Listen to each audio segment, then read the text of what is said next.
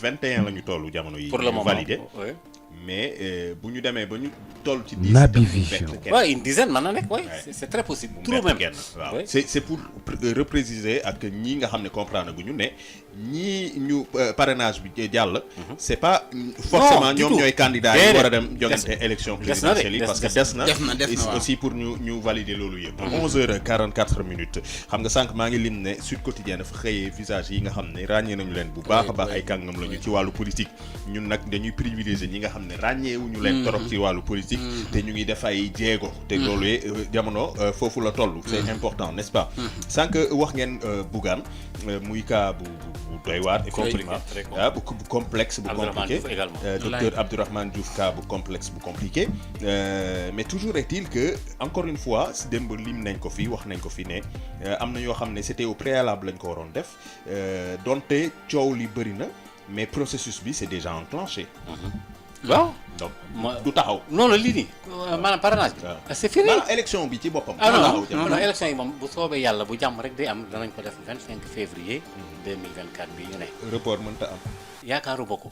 parce que fi yëf yi toll boo xoolee ba xool président Macky Sall njëkkoon na ba ñu fi waxee élection yi xam nga loolu sax yoon moo ko may dafa jékki-jékki fetliwaat kàddu gi fab styloom bind def décret boobu ne jàpp nañ ko ci gàpp boobu et ba moment bii ñuy waxee nii gisaguma man ci sama bopp gisaguma lu tax ñu war a mën a dàq élection yi man sax gisuma dara lu xew parce que bu fekkee candidat yi déposé nañ waaw ñi ngi dem di wuti parrainage réew maa ngi dal nit ñaa ngi xëy di parrainage baa ngi nii jàll na li ci des ci wàllu yoon nekk fii xanaa jëlee ay carte électeur ak yu demee noonu xam naa bu fekkee mbirum Ousmane Sonko la ak président Macky Sall ak seeni mbir nga xamante ne ñi ngi wax ay dialogue ak ñi ngi wax naa ndax duñ ci woote waxtaan ak duñ ci def nangam jàpp ma ne loolu mooy sabab ñu pousse li nga xam ne mooy élection yi moom bu doon am machine la dama naan machine bi tàkk na tàmbali naa daw bis yaa ngi daw léegi étape bu njëkk bi moo nekkoon étape bu parrainage ña nga ca buñ ko noppee dañuy déglu fi nga xam ne mooy conseil constitutionnel xuma kañ lay taf kayit bi wax ne ñii ñoo jàll ñii ñooy doon ay candidat waaye yaakaar naa loolu moo nekk ci kanam nag te ñëpp di ko xam le 20 janvier après le 4 ko defee ñu daal di dem ci Macky Sall Ousmane Sonko dañu di kàngam ci wàllu politique doon ñi gën a fës ci arène politique bi waane itam seeni coalition ñoom ñoo jël raw gàddu ci parrainage bi bu ñu jëlee kaaw Benno jël kaaw Yewwi Askan Wi danaa bu ñu doon lim ci ñi nga xam ne validé nañ seeni candidature ci parrainage yi ñaari coalition yooyu def nañuy jéego non coalition Benno Bokk Yaakaar deful dara ci député yi la dem rek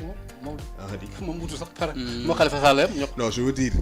maanaam ñoo xam ne dañoo nekk biir Benno ay Aly Ngouille Ndiaye ñu nekkoon biir Benno ba génn bu yàggu te ñoom ñëpp doon candidat waaw si ñooñu la boo leen dafa bari comprendre na waaw ba léegi sax majorité bi sax foofu la féete ñoom sax boo xool ñoo pay candidat waaw ñëpp ay candidat parce que Aly Ngouille Ndiaye ca la nekkoon Thierno Alassane Sall ca la nekkoon Mame Boye Diao mi ca la bokkoon Thierno Alassane Sall ca la bokkoon ba mu génnee daa yàgg rek waaye daa yàgg waaw bokkoon na ci Macky Sall hay duggoon na ba newoon ministre sax nga ne Aly Ngouille Ndiaye Thierno Alassane Sall Mame Boye Diao mi waaw même Idrissa Seck sax ak Boun Abdallah Dionne waaw ñoom ñëpp duggoon na léegi nag moom ak la des fële ñii est-ce que defuñu benn genre y a quelque chose y a quelque chose qui ni ñu tasaaroo nii génn tasaaroo parce que sànq yaa ngi wax ne ça c'est itam xam nga ñu xamul de yaa ngi wax ne bu ñu demee ba cappaandaw la am na ñu dul de am na dama la noppi leen rek ñuy rallié wu ci benn bopp gars yi dañuy wëri mais yii ay affaire u nante la ñu def mais Habib Sy lu mu wax Habib Sy benn bokk ci waa Yewwi Askan Wi dégg nga lu mu wax moom dañ ko moom dafa ko joxe xaalis ba pare ñu parrainel ko mu jàll mu ne waaw mais bu Ousmane Sonko bokkee ma bàyyi ça veut dire quoi moom loolu rek mooy gisinam la loolu mën naa nekk waaw non waaw loolu mën naa ne mooy firi li may wax ni ci candidat yi du ñëppay dem ndax xam nga déjà moom kii mi ngi wut xeet gannaaw gu mu wéeru wala bu dul kooku moom day daal dellu ginnaaw parce que mën naa mu jàpp ne bu ñu bokkee cause bu muy xeex te kee moo gën a nekk ci kanam moom la nit ñi gën a jox bopp muy wut perte temps la kon naa dem wutli ko xanaa xamuloo ne moo la gën a xam ne Habib Sy moo la gën a xam ne xëy na nag ci politique la nekk bu ko neexee waxee nii waxee naa moo la gën a xam ne Ousmane Sonko Naby Vision waaw ok xanaa kay lii mu wax ni ne su fekkente ne bokk na man damay rëccuwaat sama kii loolu la kenn mënugul a firi en tout cas candidat Benno Bokk Yaakaar yi ñoom bari nañ moom maanaam ñi jàll man léeg-léeg ma posé question parrainage bi ni ñu wax ne noonu la jafee mais nag le cas de Malick Gakou tamit c'est un cas bu war non ni ñu wax ne parrainage man kañ Benno bi man moo ma stratégie bi ni ñu waxee ne parrainage noonu la jafee askan wi booy xool ci penc mi ni ñuy wone ne ñi ci ëpp ci ñoom dañoo won ginnaaw Benno Bokk Yaakaar ak ñi ñu àndal ñii génn parrainage jafe ku mel ne Bougane jafe ku mel ne Aminata Touré waaw jafe ku mel ne Mary Teuw Niane waaw jafe ñeneen ñu baree bari waaw Mame Boye Diao mën a am parrainage waaw Ali Nguy am parrainage Boun Abdallah Dionne am parrainage ak ñeneen ñi nga xamante ni ñi ngi noonu te kii doon leen lim ñooñu am parrainage day am mbir moo xamante da nga ci posé question que parrainage kon am na fu mu jafe am na fu mu yomb parce que nag ñi ñaan dafa technique lool am na léegi ci chat bi xel ñaaw na c'est possible loolu lépp mën naa nekk parce que am na tamit ñoo xam ne bi ñuy mer gàddu dañu yóbbaale seenu nit ku mel ne Aly Ngouille Ndiaye par exemple dans le Jolof moom bi muy dem dafa ne mais parrainage du Jolof kese aussi waaw loolu man moo tax ma ne dans le Jolof rek yamandee ci moo tax ma ne ay nitam mën nañoo nekk Ndar mën nañoo nekk feneen ak feneen ñooñu nag bi gars yi di faax dañ leen yóbbaale ndax daf ci am ñoo xam ne tey xanaa xamoon même Aminata Touré mi jàllul mais bi muy bàyyi waaw kay loolu tam mën naa ne man ngaa génn ñëwaat moo tax man la fi mu toll ni am na ñoo xam ne dañuy jàll parrainage ba pare wëriwaat ca gannaaw ñëw bootuwaat léegi loo ci mën yaakaar naa ni candidat yi bare nii nga xam ne mooy boo moytuwul nañ bëri suñ biir lay doon nga xam ne ndam li duñu génn c'est-à-dire loolu mën naa ne waaw nañ jëm ci suñu man mën naa bañ a matal wala ma matal Mbacke si la génn ma dem ba jàppale jóg waaw ndam li duñu génn mais de toutes les façons lim nombre bi moom dana wàññeeku duñu toll ci 21 ça c'est clair maintenant ñaata la ñuy toll loolee ñi dogal ñoo koy dogal d'ailleurs ñu ngi doon prier président Babacar Diagne ñu ngi koy nuyu au passage sa copain Babacar waay pour mu teew ci émission bi la suñu soppe la ñu ngi koy nuyu CNRA ça bu ko sentiré rek ubbil nañ ko itam puisque soppe émission bi la damay bañ a wax leneen loo xam ne kii parce que Maodo xarit copain am la voilà sinon rek ma sànni xeer fii léegi après président ne ma ouais mais tu sais fiston machin ma ne ko ah non président man moom mais comme Maodo est là je voilà merci maa ngi bàyyi mu set pour le respect voilà mais am na ma déggul ñu tudd ko ñun ka ca Qatar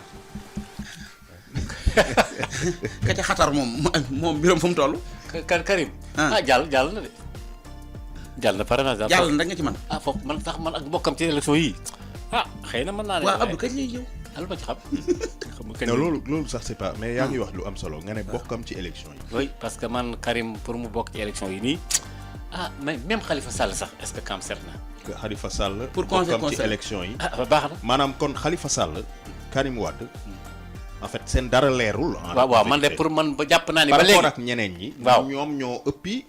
coono ak jafe-jafe merci bu weesoo parrainage yeeg yooyu gis nga mais parce que boo seetloo c'est important ñu taxaw foofu parce que 138 milliards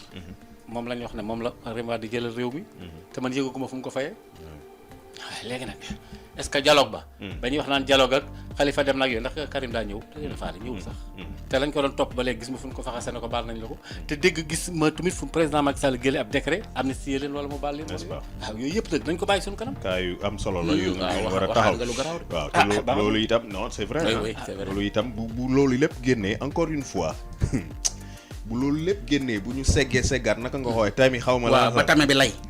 lépp bennoo lay dellu si rek ak Macky Sall yaakaar naa boo moytuwul nañ bëri suñ biir visage u bennoo yi may gis nii ci élection yii nii mais nag am na bëri nañ de mais attention am na ci ñu formé parti politique nga xam ne bokkatuñ bennoo non mais bennoo ba léegi lañu génnee rek ci coalition bi ngay wax oui d'accord waaw doonul ñi ñu xàmmee woon ci opposition bi xam naa li nga wax ay jamono ci ginnaaw loolu moom d'accord xam naa li mu wax en tout cas doy na waat sànq yaa ngi bëgg a wax ci kaaw Malick Gakou nga ne non parce que moom xam nga Malick Gakou nit ñi dañ koo bàyyiwul xel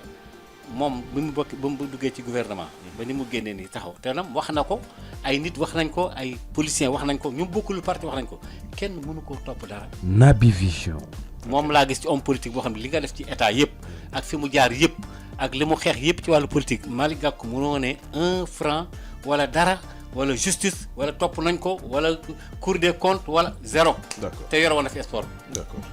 On verra bien ce qui adviendra de ça jigéen ñi itam bu weesoo Anta Babacar Rose Wardini jiite woon na fi ak ville de Dakar. waaw moom it jàll na donc moom itam finalement jàll na je crois que finalement bu ñu valider confirmer seen i candidature donc ñaari jigéen lañ nar a am. ci kii bi ci élection yi. waaw kese confirmer nañ. pendant que sama jigéen ba Aïda Mbodj ndeysaan ñu sepp ko sax. waaw gis naa itam soxna kii Sow Sidibé. Amsatou Sow Sidibé moom itam muy wax noonu ndeysaan. loolu itam jaaxalu la maanaam taxawaayu jigéen ñi ci boppam. par rapport ak élection yi. xam nga loolu sax dafa waroon a gën a yokk. maanaam jigéen ñi dañoo waroon a gën a yokku bu nekk ay ñoo leen di gën a jàppandalal ñu nekk ci wàllu candidat parce que gis nga ñi fi jàll ñëpp ci wàllu politique nii Aïda Mbodj ku ko ci gën a agréé ci wàllu politique gisuma ko ci ndax moom yor na fi ay fonction ministérielle et cetera ba noppi bokk PDS yàgg naa reyante ba fii mu toll nii man jaaxle naa sax ci Aïda Mbodj naka la mën a fexe ba matalul man daal loolu di ma jaaxle nekkoon fi maire jiite fi Bambey yi nekk fi ay ministre yooyu ba noppi mun am parrainage man daal loolu li Mbacke doon ñoom Mame Boye Diao ñoom ñu mën a matal. waaw man nag loolu la xëy na peut-être mais encore une fois on l'a dit et répété système bi itam c'est pas parfait. waaw fichier électoral bi itam dafa poser problème. parce que voilà dañu nanguluñ la sa parrainage que forcément amoo yi nit. oui non yëmul système mu parrainage bi ni ñu ko defee aussi techniquement man nga bañ a jàll fekk nit ñu bëree bëri bëgg nañu la waaye loolu la yàlla mooy loolu voilà merci beaucoup en tout cas Oustaz Maodo Faye jërëjëfati Serigne Mbacké Sylla merci à tous de nous avoir suivis.